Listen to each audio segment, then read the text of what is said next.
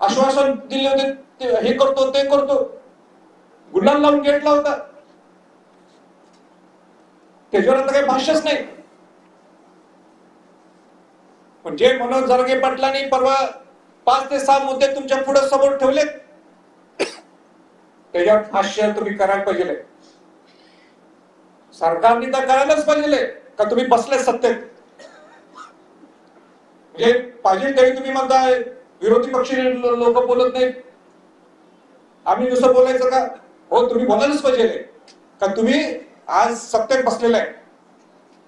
पण त्याच पाठोपाठ त्याच बरोबर विरोधी पक्षातल्या लोकांनी सुद्धा तुम्ही कसं आरक्षण देणार आहे, तुम्ही सुद्धा भाष्य करायला पाहिजे. नुसतं आरक्षण द्या, हो दादांचं बरोबर, आरक्षण द्या आरक्षण द्या. अरे नाही बाबा, बोला ना तुम्ही. मनोज जरांगे पाटलांचं जे एक अधिवेशन घ्या, स्पेशल अधिवेशन घ्या म्हणणं आहे, होते समोरासमोर, होत नाही ना समोरासमोर. कोणाची इच्छा आहे त्यांनी बोलवून दिली.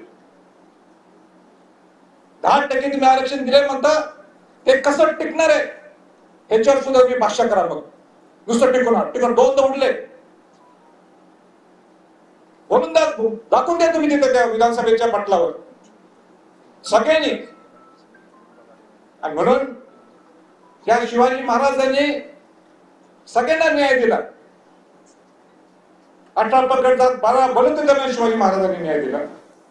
राजर्षी छत्रपती शाहू महाराजांनी सुद्धा सगळ्या बहुजन समाजातल्या लोकांना न्याय दिला.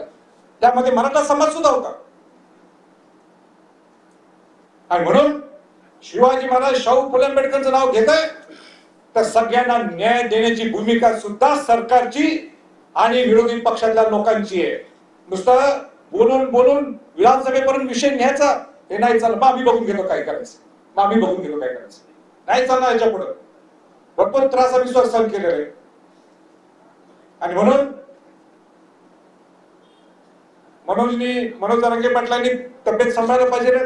जे काय तब्येतीचं बोलायचंय त्यांच्याबद्दल मी त्यांच्याशी व्यक्तिगत बोललो, मी जाहीरपणाने बोलत नाही. तर त्यांनी मला असा शब्द दिलाय कारण त्यांचा जीव आमच्यासाठी फार महत्वाचा आहे, समाजासाठी महत्वाचा आहे.